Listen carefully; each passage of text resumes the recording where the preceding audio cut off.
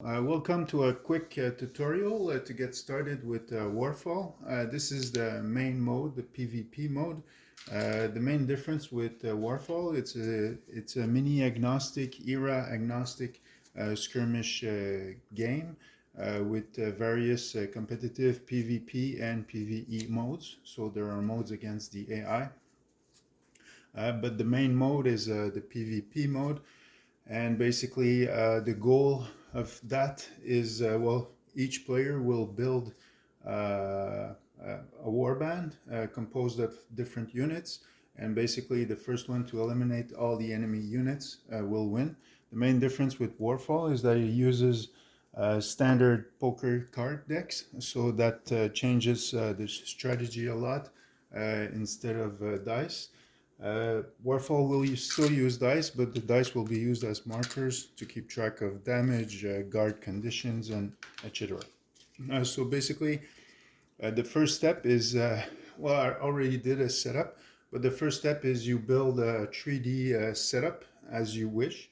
So you can, this is dollar store rocks. So basically you can take any of those. And these are my own minis. I ordered these on Temu, so pretty cheap, but you can use minis from any game you already have. So the first step is to build a warband. So for the first, for the fast mode, I've done the Saracens versus the Crusaders unit cards. So I will do unit cards for other eras, post-apocalyptic and everything. But know that there's a mode, the custom warbands, where you can take any mini you own from any era. So could be post-apocalyptic, Mad Max type units, and etc.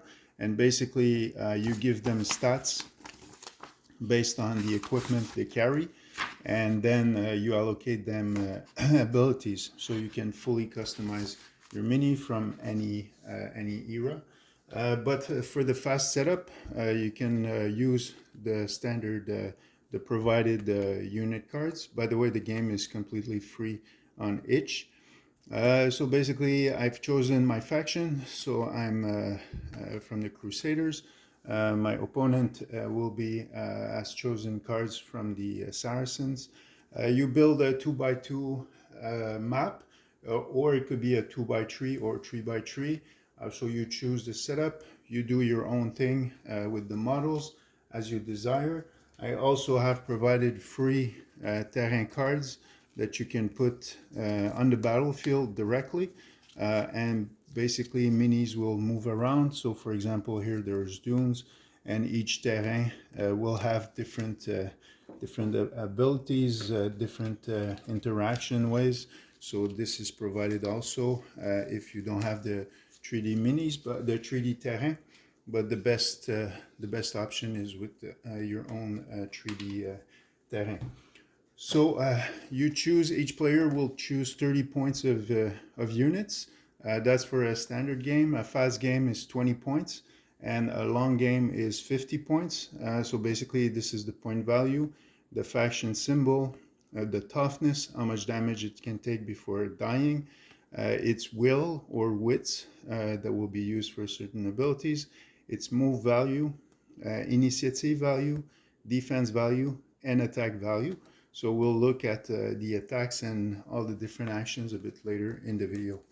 So once you've built your warband, you choose any mini you own that best fits the design of the image of the card. Basically, you put them there. And for the Saracen player, so basically has two shooters, a guard, and an heretic. And my Templar, my Crusader army has a crossbowman, a fanatic, and a shield bearer. So worth 30 points total. And basically then you deploy the units. The deployment is very simple. If you have 3 units, they must be equidistant from each other. So basically one at each extremity, one in the middle. If you have 2 units, it's, I don't think we see this one. And so on your edge of the table, if you have 2 units, one at each extremity, And if you have only one unit in your warband, so at 30 point, you'll be in the center. So basically both players deploy this way. And if for 4 players, 4 units, like you see, they're equidistant from each other. So that's the deployment, and then you can start playing. So the first phase of the game, we'll see first of all how to play the cards. So you'll always have 7 cards in hand, basically in the game. So to play a card, how it works for the cards, basically each number card is worth 1. Each figure card is worth 2 points. That's the base. And each joker is worth 3 points. So if I have a queen, it's worth 2 points. If I have a king, it's worth 2 points. And if I have any type of number, including the aces, they're all worth 1 point. Then the suit will apply another bonus. So if I use the clubs to do a move action, it will apply +1 to my move action value. If I use a heart to defend, +1 to my defense, spades, +1 to attack, and the diamond, +1 for initiative. So based on which action I do with the cards, it will apply a bonus based on that action. There are also other actions, guard, strengthen, etc., but that will look a bit later in the video. So that's the base. So for example, if I were to move, so for example, my shield bearer has a move of 1. So when you do an action, you may play up to 2 cards from your hand to boost that action. So basically, I will look at the unit activation, but let's say I would want to move. So I have 1 base movement, plus I can apply, I can play up to 2 cards. So for this case, for movement, would be worth 2, plus 2 would be worth 4 bonus. If I would use these 2 for movement, since they're not clubs, they're worth 2 each because they're figures, so they would be worth 4, but there's a rule for pairs here, but just as the example. And if I were to use this, also this would be worth 2, and this would be worth 1. So that's the base for the cards. And then if you have a pair, you apply +2 if you play a pair. So for example, if I would play this to move, it would be worth 2 because clubs boost movement, 1 because spades doesn't boost attack. And in this case, I would be moving. So that would be worth 2, 3, and 4, 5 because of the movement, the pair. And then I add the stat that I want to do. So if I do initiative, it would apply +2. If I do movement, it will apply +1. But for initiative, this would be worth only 1 + 1, 2, +2 because it's a pair, 4, 5, 6. So this for initiative would be worth 6. This for movement would be worth 2, 3, 4, 5, 6 also because the move is 1 here. So that's the example for playing the cards. So the first step is to determine the initiative. So at the start of the game, so basically each player will draw 7 cards from their deck. And then, you see pair of jokers. Jokers is considered, the jokers is considered a suit in itself. But it doesn't boost any action, so it's just worth 3. So 3, if I play these 2 cards, it's 3 + 3, 6 + 2, because it's a pair, would be worth 8. So now for initiative, you can choose up to 2 cards from your hand and or the top of your discard pile, but you need to have at least 1 card next to each unit you control. So for example, I could play up to 2 cards. So if I would play these 2 cards for my initiative next to my big guy here, this is worth 2, 3, and he has 4, 5 for initiative. So I could place these cards like so. I could also, if I want to keep my jokers in hand, don't want to play them, I could play 1 card from my hand, 1 card from the top of my deck without looking at it. or I could even play up to 2 cards from my deck without looking at it, or 1 card from my hand, 1 card from the top of my deck. The important is that at least each unit has 1 card assigned to it.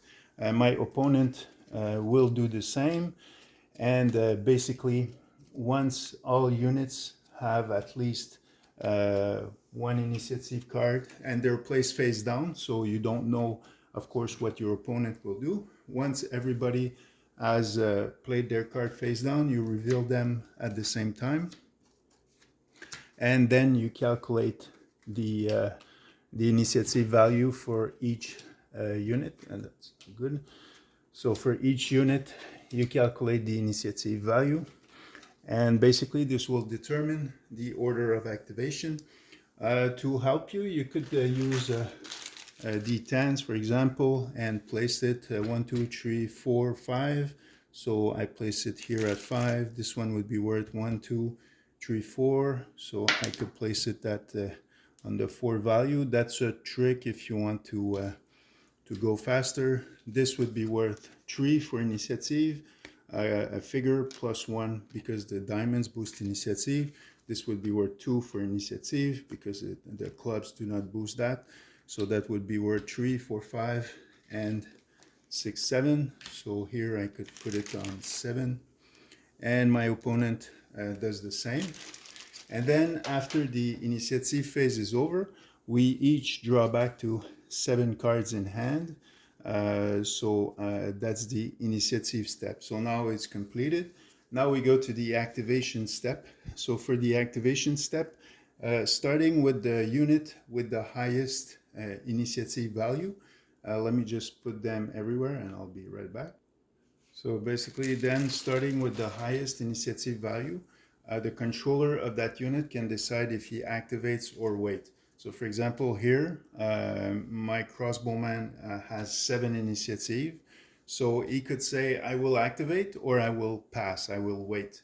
If he waits, then we go to the second highest initiative value, which would be the 6 here. And basically, if there are 2 6s, then what you do to break the ties, you look at the highest card value. So for example, here is the Joker. So the Joker would win the 6. If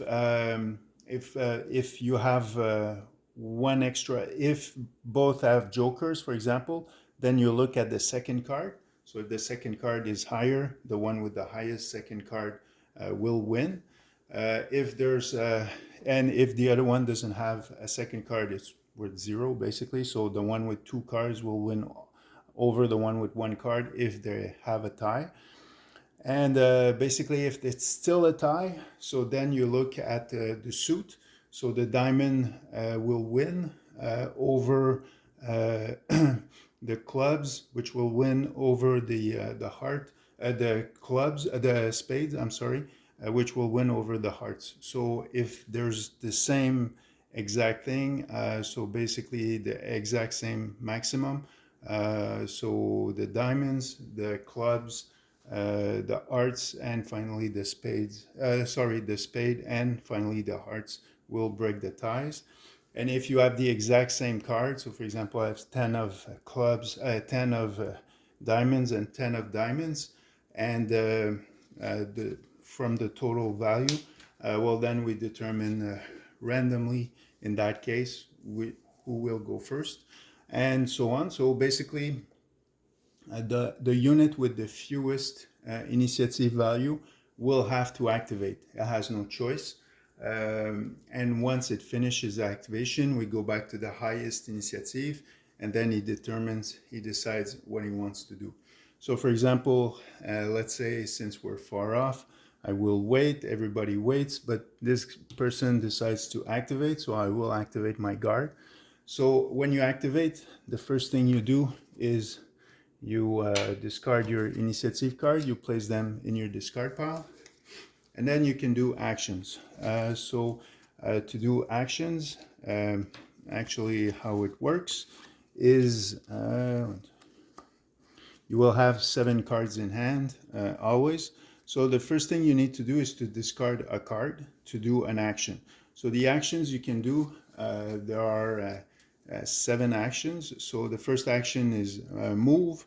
You can attack, you can bolster, you can guard, you can strengthen, you can focus, and you can anticipate. So these are the basic 7 actions that you can do.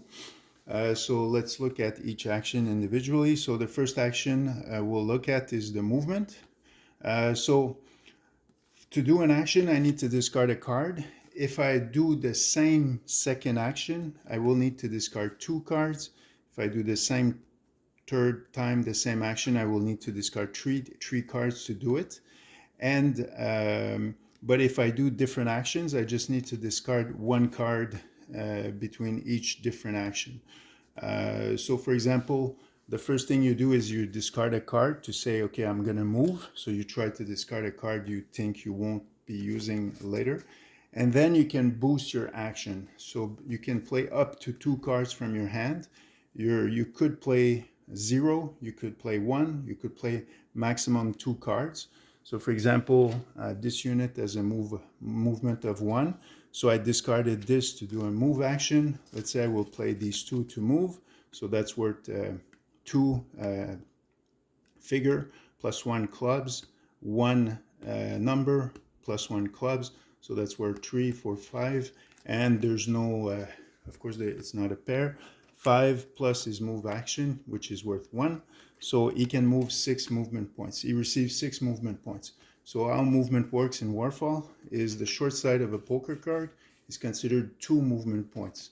For example, here I have 6. So I could move 1, 2, 3, 4, 5, 6. And then that would be my first action, my movement. Also, movement points are used for various of things. So for example, if I want to remove a condition, let's say I'm bleeding, I have a poison, I can spend 5 movement points to remove a condition. Also, I can spend 2 movement points to rise up. So if I was knocked down prone, it's 2 movement points to rise up. I can peek, trace line of sight from 1 movement point away.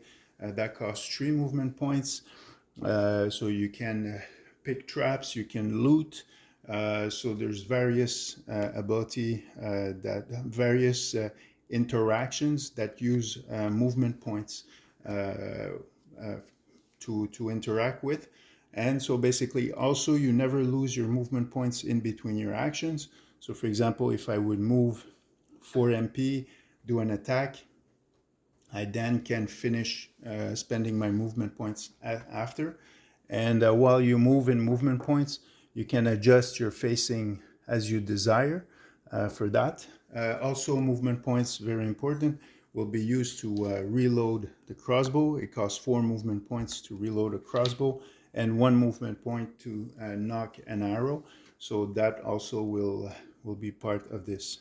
So for example, now if I would want to move again, then I would need to discard 2 cards, any card, and then play up to 2 cards to do another move. So that's if I repeat the same action. The second action I can do is attack. So when you attack, same principle, you discard a card. So first of all, you have to look at the attack stats. So the attack is the red fist here. So 2 is the attack power. Line of sight means you must have line of sight on the unit. Line of sight, you just go down to the view of the mini and you look what you see. If you see the whole mini, you have direct line of sight, so that's okay. But of course, if I'm, for example, facing this way, then I don't have line of sight on him, so I couldn't attack him if I was facing this way. So basically that's the line of sight, and this is the reach. So 0 is both minis need to be in base contact, or 1, it's the distance in MP, so half. So I could strike him from this distance, no problem with this these stats. And here it's spear and shield, so that's just as information of what he has as weapons. And so this is his a special ability. So he has a shield +1 defense against front arc attacks. So now we're going to look at the attacks and the defense. So let's say this would be the situation. So for the attacks, so again, I need to discard a card. So I would discard any card to do my attacks. Let's say I would have moved within my attack reach of my unit here. Like I say, when I move, I can finish my move as I desire. But when I attack, I must finish in the direction of my attack. So if the unit, the enemy unit is there, I must attack from there. And basically, so here I would have discarded this. Then I would play, let's say, a pair here. So that would be worth 1 because it's a number, +1, 2 because it's another number. And it's not in spades, so it doesn't boost this. +2 because it's a pair. So that would give me a bonus of 4 plus my 2 attack here. So that's a 6 total attack. And then my opponent will decide how he defends. So for here, he has 2 options. Well, actually 3 options that he can do when a unit defends. He can either move back 1 MP. If he does so, it will apply +1 to his defense. He can stay put. This will apply a +0 to his defense. And if he moves forward or in any other direction, he will apply -1 to his defense. And when you defend by moving back, you must move back directly away from the attacker. So for example, if the attacker would come this way, then I cannot move back. I don't have enough space. So in this situation, I could only stay put or move forward, for example, in this situation. And after, if I move back, the attacker may follow me for free or not. So the attacker may advance 1 MP completely free after his attack if he so desires or not, or stay put where he is. Also, there's another aspect to the combat. Each mini will have a front arc and a back arc.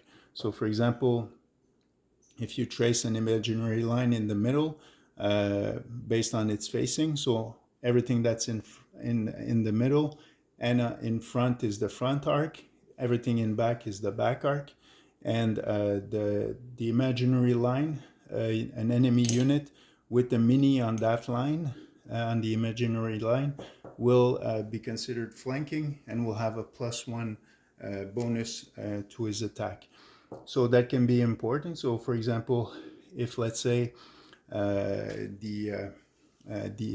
he attacks me and I dodge forward in this position, so basically if it doesn't have any movement points left or anything left, then I can start my this unit.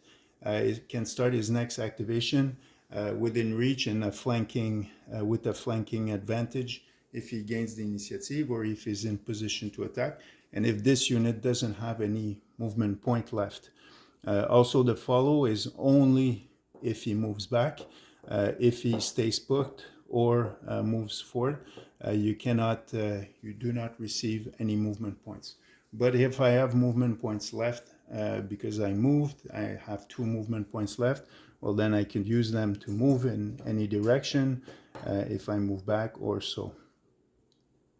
Also, as part of the defense, there's a rule where if because a unit could go around and basically stab you in the back, so to avoid that, as part of your defense, you can adjust your facing for free if the enemy spent movement points prior to his attack. So for example, if he moved here, if I was in this position, but since he spent movement points, he comes to me, that's okay, I cannot adjust my facing still, and then he attacks me. But since he moved prior to his attack, then I can for free adjust my facing as I so desire. But for example, if he would start in my back arc, I cannot adjust my facing when he attacks. So if he would start this way and I would be within his attack reach, then I cannot adjust my facing. But let's say he would say, okay, I'll need to reload, or I pick an object, then he spends movement point, then I can adjust my facing after that. And also after an attack, I can adjust my facing for free after my defense, I mean. So these are so there's strategies with the facing and everything, but everything is detailed in the steps in the attack steps. And basically then the defender defends, of course, so he will, let's say in this case, I would, let's say, move back. I have a 0 base defense, +1 because I move back. Also, I have a shield, so +2, and I can play up to 2 cards from my hand. So just as the sake of the example here, I have 2, 3, 4, 5. So that's worth +1 because hearts boost defense. So in this case, I would take 1 damage. So to mark the damage, you just take a small d6, a red d6, and you mark it there. Then the opponent could follow me or not. But for the example, let's say he wouldn't follow in that case. Then, of course, I just have 1 card left, so I can't do much. So in this case, I would end my activation. And when you end your activation, both the controller draws back to 7 cards total, and the defender as well, he draws back to 7 cards. So everybody will always have 7 cards in hand, basically in between the actions and everything. The other actions you can do is you can bolster. So bolster, you play cards affinity with diamonds, so the diamonds will apply +1. You play cards worth 2 and more total, and this is not linked with any of your stats. For only the attack, the defense, the movement, and the initiative, and the wits will be linked with your stats. Mystical attack will use wits, and mystical defense will use wits as well.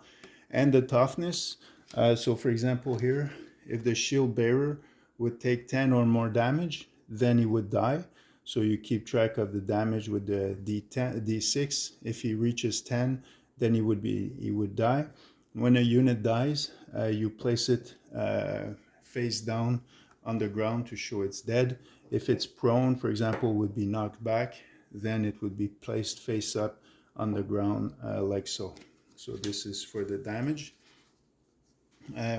Also, next, like I say, for the bolster, so you play affinity with diamonds. So for example, I could discard this, play this card, that's worth 2 because it's diamonds. Or I could play, for example, these two. This is not affinity with diamonds, so it's worth 1 and 1. So that would give me a bolster. And what the bolster does is you can keep track with a D6, a blue D6. At the start of my next activation, I will draw 1 extra card for each bolster that I have assigned to my unit. So of course this will not make a boost this attack, but next attack I will draw a bolster. I will draw a card for each bolster, so I could start with 8 or 9 cards, etc. The other action I can do is guard. So to guard, you play cards worth 2 or more, affinity with hearts. So for example, I could play this. This is worth 2 because it's a heart, so that would give me a guard. Or I could play the pair. And this is no matter if I play cards worth 10, I still have only one of the condition, 1 bolster or 1 guard. If I want to get another guard, I will need to discard 2 cards and then do my second guard action, and so on. So the guard, how it works is as part of my defense, I will be able to remove a guard to apply a +1 to my defense. So the guard is defensive, and at the start of my next activation, I will remove all my guard, all my bolster, all my strengthen and everything. So the guard has to be used, for it to be practical, has to be used during the enemy activation, for example. and the bolster will give me a buff at the start of my next activation. The next action you have is focus. So focus, I'll just put the focus. How it works is you discard a card like always to do a card, and the focus you draw you draw cards equal to your wit's value. So if the unit has 1 wit, you draw 1 card, then you discard 1 card. If it has 2, well, in this case I would draw 2 cards, and then I choose to discard 2 cards. If, let's say, I would do it again, then I would need to discard 2 cards because it's my second focus. I draw 2 more cards and then discard 2 cards. So that's how the focus, so if you have a bad hand, that's how the focus works. Then the other action you have is anticipate. So for anticipation, you play cards that have affinity. Oh, I'm sorry. For the bolster, the affinity is with clubs. I'm sorry. For the anticipation, the anticipate action, the affinity is with diamonds. So that will give me a +1 to my next initiative. But this one needs to play cards worth 3 or more. So I can play up to 2 cards that are worth 3 or more. Affinity with the diamonds. So for example, if I were to discard this and I play this card and this card, then of course that's worth 2, 3, 4, 5, so sufficient. Or I could play, they have affinity 3, so I could play this 2, 3 to get an extra initiative next turn. So you can keep track with, for example, a blue D10, so that will apply a +1 to my initiative next turn. So you know, it works with the dice you can use to keep track for easiness of play. So that would give me an extra point for my initiative. And the last action you can do is strengthen. So strengthen, you play its affinity with spades. You need to play cards worth 3 or more, affinity with spades. And basically, you will add a +1 to your next attack next turn. So it doesn't boost your attack this turn, it will boost your attack next turn. So these are all the actions that you can do. Once you end your activation with this unit, then we go back to the highest initiative value. So for this would be my crossbowman with 7. I decide, at the end of this unit's activation, like I say, both players draw back to 7.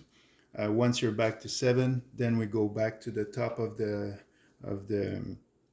initiative track with the highest. He decides if he activates or wait, and so on. The lowest one must activate.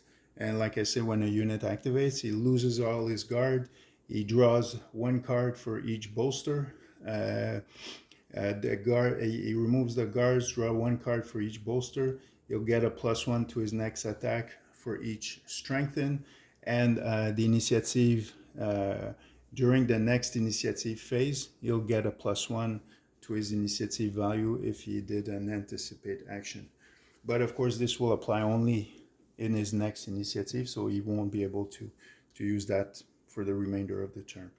And basically, so we go back and forth like so. And once all units have activated, so nobody has initiative card assigned to them anymore from any side. So then the turn ends, and then we do a new turn. So we go back to the initiative phase again. So we play up to 2 cards for each player from the top of your deck or your cards, but at least 1 card. And in that next phase, then this one, if he did an anticipate action, will apply a +1 to his initiative. So the first one to eliminate all the enemy units wins. So that's the basic. I have other modes where you can play against the AI, assassinate mode, the first one to kill the other captain, etc. Also in the provided I forgot to mention it, when you do your warband, you choose a captain, and the captain will start with these cards. So you choose a captain, a captain's influence card. So he starts with 4 influence, and for example, you can spend 2 influence, fetch a joker in your deck, and bring it to your hand. So the captain can use these abilities when he wants, basically by spending the influence. And of course, if the captain dies, well, he cannot use that. So the captain has an extra value. So there's missions. The first one to eliminate the other captain wins.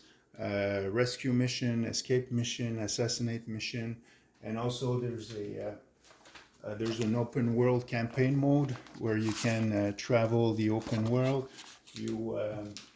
It's set during the Crusades era. You can go anywhere. You take on contracts. You find with contracts you will gain gold. With gold you can recruit new units. You can equip your units with better gear. You can train them. You can buy assets that will provide passive buffs after each fight.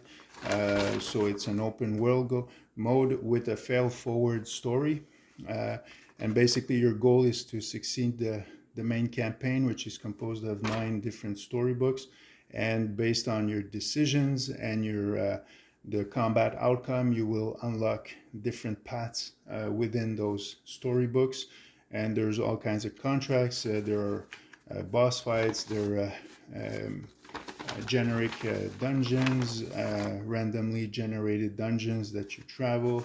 There are missions where the enemies are unaware, so they don't know you're there. So there's infiltration missions, assassination, escape missions, everything, all types of this.